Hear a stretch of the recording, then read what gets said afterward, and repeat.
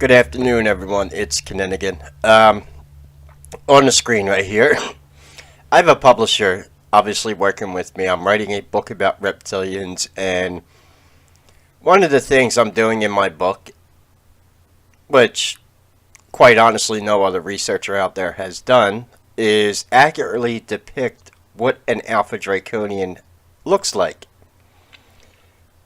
The person that ever came closest to depicting real ones has been Jim Henson with his Skeksis. And I think that, now this is just concept art for the book. I've got dozens and dozens, and quite honestly, quite a few sketches that my illustrator has made for me. Different variations of Alpha-Draconians and their appearance, which tends to be more avian. Well, I may have just been validated, and of all things, by a First Nations tribe known as the Anasazi. Now, if you don't know about the Anasazi, here, I'm going to make things really simple here. Not all First Nations or tribes were the same. Not even in their practices, their ritualistic practices. There's been a lot of mysteries with the Anasazi, but without a doubt, they were engaging in high-level pagan ritual. We even have proof of that. And there's lots of petroglyphs. This is Chaco Canyon in the southwest. I'm going to play about a minute of this video as an intro, and then there's some commentary in here from Tom Horn that pretty much does confirm that the Anasazi were opening interdimensional portals and bringing quote-unquote demons on this side. However, wait till I show you what these demons look like. And we know that there was cannibalism going on with the Anasazi, which led to their downfall. And it's theorized that they might have been cannibalized by the same entities that they were bringing through these portals.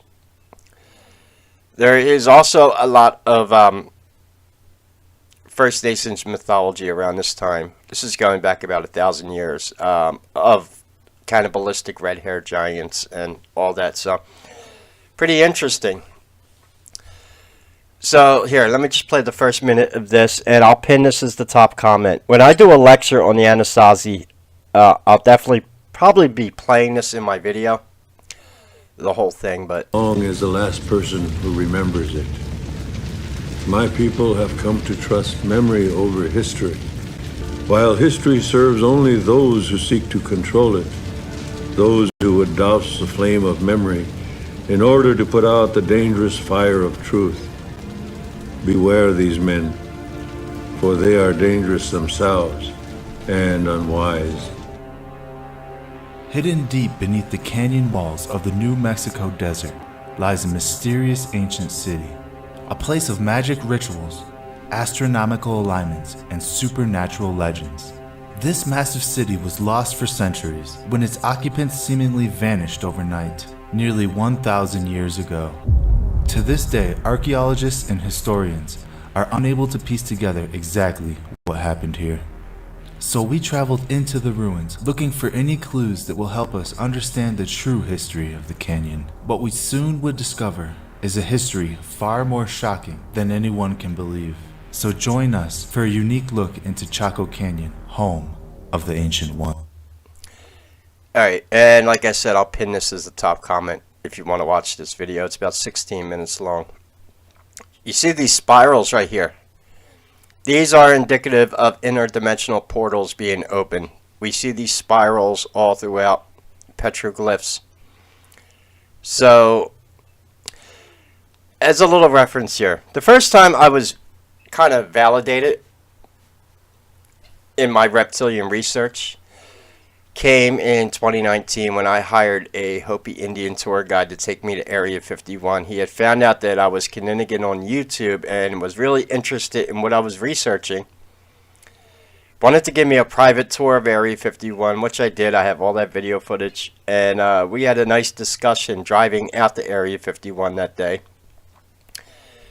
And I was basically confirmed that, no, Kenny, you are not crazy.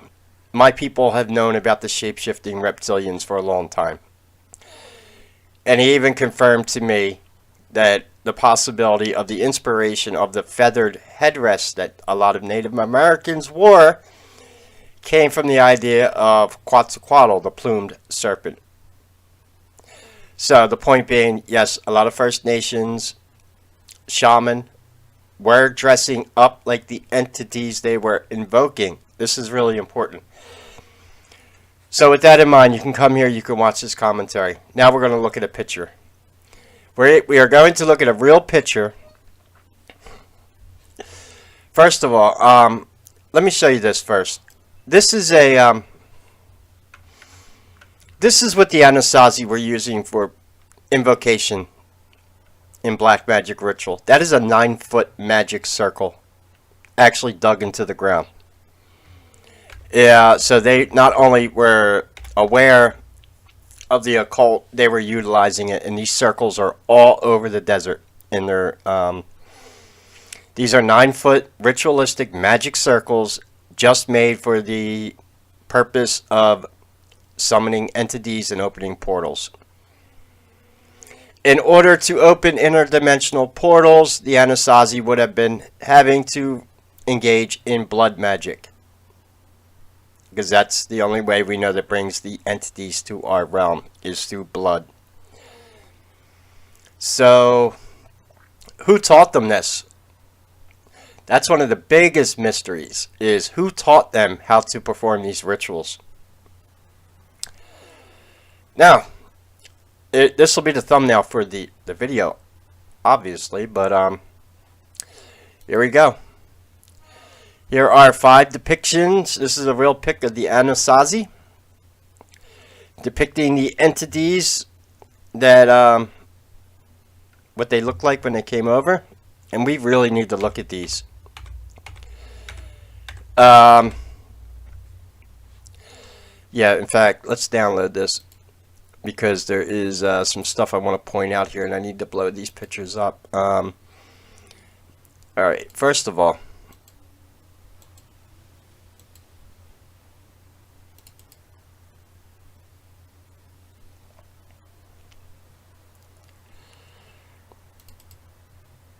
alright, good. Now I get the pic downloaded.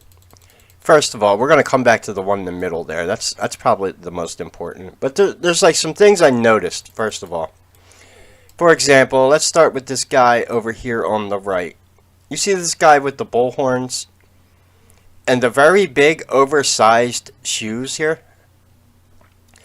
What's amazing, when I saw this pic, the first thing I was reminded of is the heavy metal band Gwar.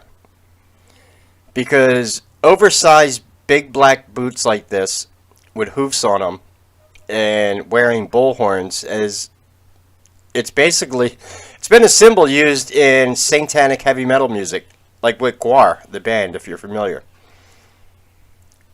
And Romans worshipped the bull deity, but the idea of these oversized shoes going all the way back 1,000 years, yeah, nothing new under the sun. And yeah, that's long been a symbol in Satanism, is wearing like the big black oversized boots. And this is typically like how you'll see Gwar dress up. Now this entity here, there's not really anything to see on this face. This one we're going to come back to. If that one didn't send a chill down your spine yet, I don't know what to tell you. This one over here, all the way on the right, reminds me. This one I was thinking to myself, are they depicting the red-haired cannibalistic giants in this one?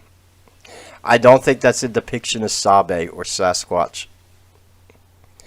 Could be a cannibalistic giant though. And we have these two entities right here. This one with this face Kind of looks like an Alpha-Draconian head the way we were depicting them, right? And then we got this. This one sent a chill down my spine. Yeah, first of all, what animal in nature would have given them the inspiration for that? I have no idea.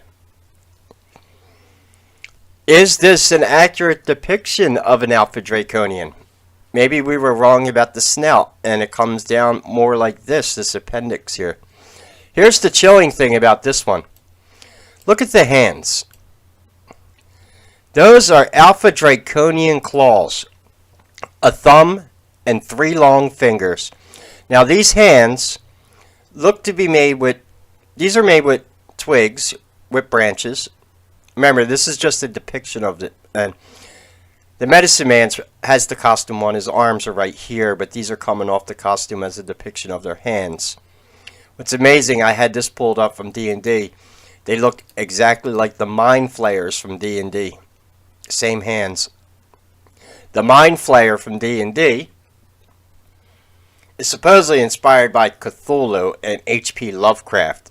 No, I think H.P. Lovecraft was inspired by something else.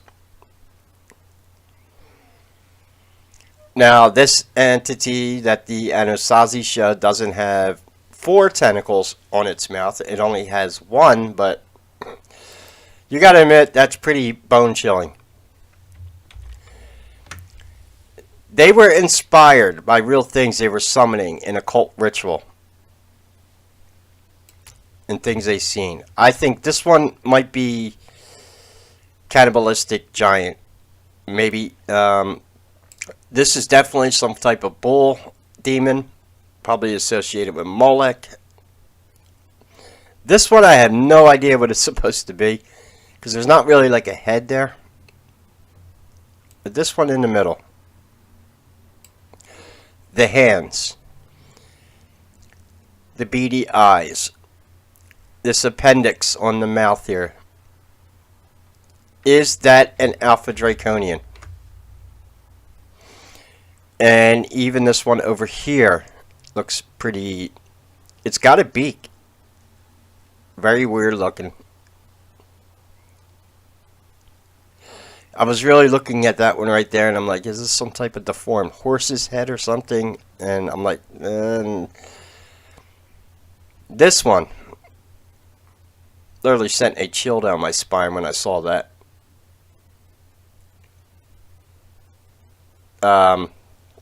So it looks like I need to do some more. Now, it's very hard to find more pictures of the Anasazi. I think this is one of the few floating around the internet. But you gotta admit, these are definitely bizarre.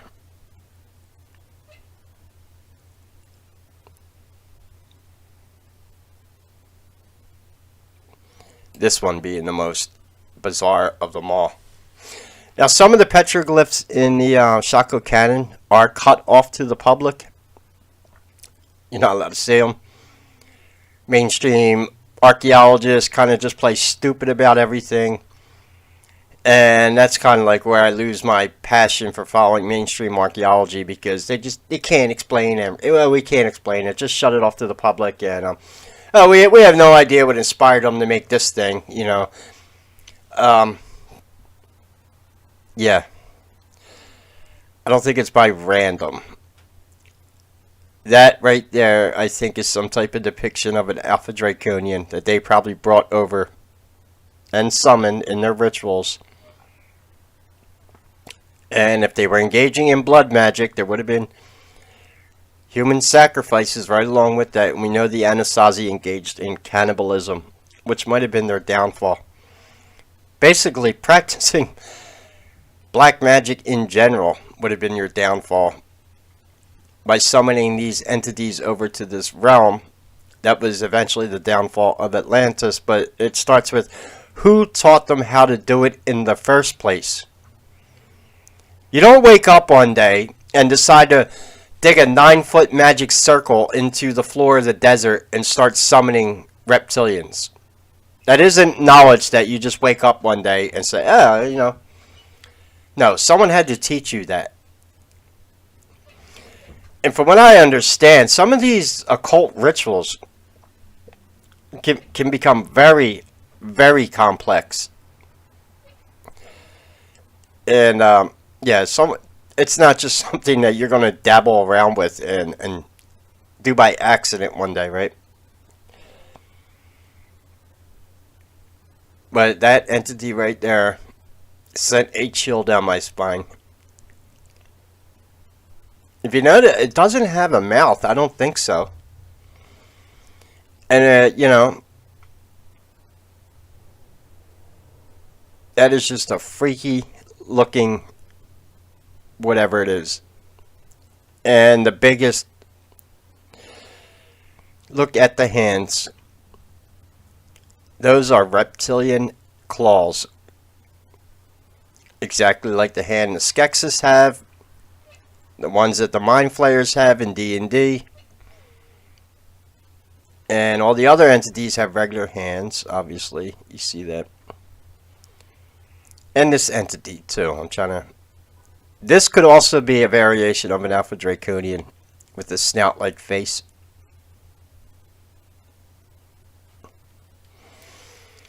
At first, I thought this might have been some type of variation of an alien gray, Zeta Reticulin, but I can't explain this appendage right here. So, I don't think it's an Archon. I could be wrong, I don't know. I have never actually summoned one in an occult ritual and seen one, nor do I intend to. And quite honestly, when it comes to accurately knowing what a Alpha-Draconian looks like, I don't depend on most quote-unquote modern researchers out there. Because quite honestly, half of them don't know what they're talking about with reptilians. And time and time again, just like when you want to find out the truth about Sasquatch, you need to go back to First Nations. I think they have more of the answers that we're looking for. And that's why a lot of their history needs to be dug back up and investigated. These are not entities you just come up with out of the blue and decide to make costumes after. Anyway, that's all for my rant today. If you could support the channel, all the links are in the description. Yeah. Is that the not the most evil thing you've ever seen going on here? You see the dagger in the front? Right there? That's a ritualistic dagger. Used for blood magic. My opinion is they dressed up like this to perform the rituals. In which, yeah, they would have had to perform a blood sacrifice. This one is really, really interesting. Like I said, this looks like something you would see out of a heavy metal band, like War. The oversized boots with the bull hooves and the horns on the head. Wow. So who'd have thought it was based off a real demon?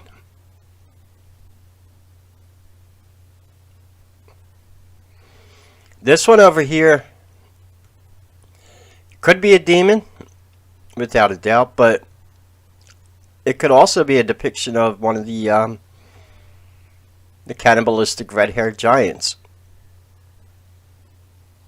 But I don't know why they would be invoked in a cult ritual. That's the only thing that's kind of baffling me there.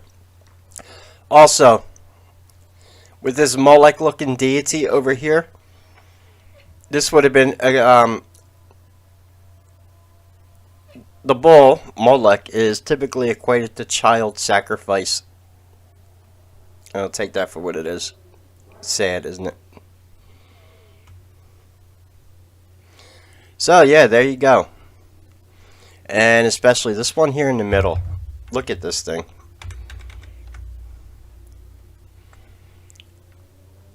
Yeah, what is it?